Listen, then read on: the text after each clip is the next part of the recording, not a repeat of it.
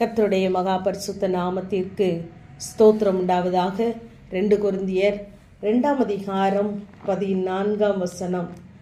எங்களை கொண்டு அவரை அறிகிற அறிவின் வாசனையை வெளிப்படுத்துகிற தேவனுக்கு ஸ்தோத்திரம் என்று வாசிக்கிறோம். தேவன் நம்மை ஆசீர்வதிப்பதோடு மாத்திரமல்ல, நம்மை வெற்றி சிறக்க பண்ணுவதோடு மாத்திரமல்ல, நம்மை கொண்டு அவரை அறிகிற அறிவின் வாசனையை வெளிப்படுத்த விரும்புகிறார். ஆகவே நம்முடைய வாழ்க்கையிலே நான் ஒன்றுமில்லை, என்னால் தேவனுக்கு பயன்பட முடியவில்லை, என்னால் தேவனுக்கு எந்த ஒரு காரியமும் இல்லை என்று நாம் நினைப்போமானால், முதலாவது தேவ திட்டத்திற்கு நாம் நம்மை அர்ப்பணிப்போம். அவர் நம்மை முதலாவது ஆசீர்வதிப்பார். கிறிஸ்துவுக்குள் நம்மை எப்பொழுதும் வெற்றி சிறக்க பண்ணுகிற தேவன் நம்மை கொண்டே அவர் வெளிப்பட விரும்புகிறார். நம்மை கொண்டே அவரை அறிகிற அறிவின் வாசனையை வெளிப்படுத்த விரும்புகிறார். ஆகவே இந்த சத்தத்தை கேட்டுக்கொண்டிருக்கிற தெய்வ ஜனமே, கர்த்தருடைய திட்டத்திற்குள்ளே நாம் போகும் பொழுது அவர் நம்மை உயர்த்துகிறார். நம் மூலமாய் அநேகருக்கு தேவன் தம்மை வெளிப்படுத்த விரும்புகிறார். இங்கு யாக்கோபை குறித்து நாம் பார்ப்போமானால், இங்கு நாம் ஆபிரகாமின் தேவன், ஈசாக்கின் தேவன், யாக்கோபின் தேவன் என்று நாம் அழைக்கிறோம். ஆனால் அந்த யாக்கோபின் தேவனாய் அவர் வெளிப்படுவதற்கு யாக்கோபை முதலாவது உயர்த்த வேண்டியதாக இருந்தது.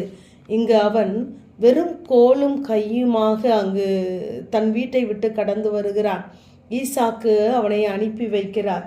இப்பொழுது அவன் ஒன்றும் இல்லாதவனாக வந்து அந்த வரும் வழியிலே படுத்திருக்கும் பொழுது அவனுக்கு தேவன் தம்முடைய தரிசனத்தை கொடுத்து அந்த ஏணியின் மேலே அவனுடைய சூழ்நிலைகளுக்கு மேலாக கர்த்தர் நின்று அவனுக்கு வாக்குத்தத்தம் பண்ணுகிறார்.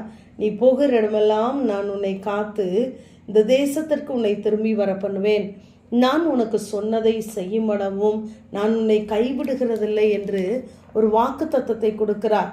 அவன் வெறும் கோலும் கையுமாக நிற்கிறான். அவனிடத்துல ஒன்றுமே இல்லை. ஆனால் இப்பொழுது யாக்கோபை தேவன் உயர்த்துகிறார். இங்கு ஆதியாகமம் 49ஆம் அதிகாரம் 26ஆம் வசனத்திலே யோசேப்பை பார்த்து இந்த யாக்கோபு சொல்லும் பொழுது, உன் பிதாக்களின் ஆசீர்வாதத்தை பார்க்கிலும் உன் தகப்பனுடைய ஆசீர்வாதம் மேற்பட்டதாய் இருந்தது என்று சொல்லுகிறான். இப்பொழுது ஒன்றுமில்லாதிருந்தவன் தான் இப்பொழுது இந்த யாக்கோபை தேவன் ஆசீர்வதிக்கிறார். அவனுடைய எல்லைகளை ஆசீர்வதிக்கிறார். தன்னுடைய வார்த்தைகளை அங்கு உறுதிப்படுத்தி முதலாவது இவனை வெற்றியுள்ளவனாக மாற்றுகிறார். பின்பதாக அவர் இந்த யாக்கோபின் மூலம் தன்னை வெளிப்படுத்துகிறார். தன்னுடைய வாசனையை வெளிப்படுத்த விரும்புகிறார். எப்படி என்றால், அங்கு ஆதியாகமம் 32ஆம் அதிகாரம் 28ஆம் வசனத்திலே அங்கு இனி நீ யாக்கோபு எனப்படாமல் இஸ்ரவேல் எனப்படுவாய் என்று சொல்கிறார். இப்பொழுது இஸ்ரவேலின் தேவனாக இந்த யாக்கோபின் மூலமாய் அறியப்படுகிறார். ஆகவே நம்முடைய வாழ்க்கையிலும் தேவன் நம்மை ஆசீர்வதிப்பதோடு மாத்திரமல்ல, நம் மூலமாய் அவர் வெளிப்பட விரும்புகிறார். ஆகவே நாம் தேவ திட்டத்திற்குள்ளே, தெய்வ சித்தத்திற்குள்ளே சித்தத்திற்கு நாம் நம்மை அர்ப்பணிக்கும் பொழுது நம்மை அவர் ஆசீர்வதிப்பதோடு வெற்றியுள்ள வாழ்க்கை வாழ்வதோடு மாத்திரமல்ல, அநேகருக்கு நாம் தேவனை வெளிப்படுத்துகிற வாசனையுள்ள கருவிகளாக அவர் மாற்ற விரும்புகிறார். நாம் வேதாகமத்திலே பார்க்கும் பொழுது யோசேப்பை குறித்து நாம் பார்க்கிறோம். அவன் தனிமையாகத்தான் கடந்து வந்தான். ஆனால் அந்த யோசேப்பை உயர்த்தி அந்த யோசேப்பின் மூலம் அந்த ராஜ்யம் முழுவதும் போஷிக்கப்படும் அளவிற்கு அவனை தேவன் உயர்த்தினார். தாவீதை குறித்து, நகோமியை குறித்து, நெகேமியா, பவுல் இவர்களெல்லாம் தங்களுடைய வாழ்க்கையிலே தனிமையிலே கடந்து வந்தவர்கள். இவர்களை தேவன் கரத்தில் எடுத்தார். இவர்களை ஆசீர்வதித்தார். இவர்களை வெற்றியுள்ளவர்களாக மாற்றினார்.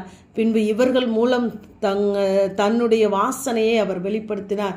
ஆகவே கர்த்தருடைய சமூகத்திலே நாம் நம்மை அர்ப்பணிக்கும் பொழுது, நம்மை முற்றிலுமாக அவருடைய கரத்திலே தரும் பொழுது அவர் நம் மூலமாய் அவருடைய வாசனை வெளிப்படுத்துவார். ஆமேன். ஜெபம். பிதாவாகிய தேவனே, குமாரனாகிய இயேசு கிறிஸ்துவின் நாமத்தின் மூலமாய் உடைய சன்னிதானத்தில் வருகிறேன். எங்களை கொண்டு அவரை அறிகிற அறிவின் வாசனை வெளிப்படுத்துகிற தேவனுக்கு ஸ்தோத்திரம் என்ற வேத வார்த்தையின்படி ஒவ்வொரு நாளும் கர்த்தாவே, நீர் எங்கள் மூலமாய் வெளிப்படுவீராக. எங்களை ஆசீர்வதியும். தொடர்ந்து உடைய கரம் கூட இருப்பதாக. இயேசுவின் மூலம் ஜெபங்க எங்கள் நல்ல பிதாவே, ஆமென்.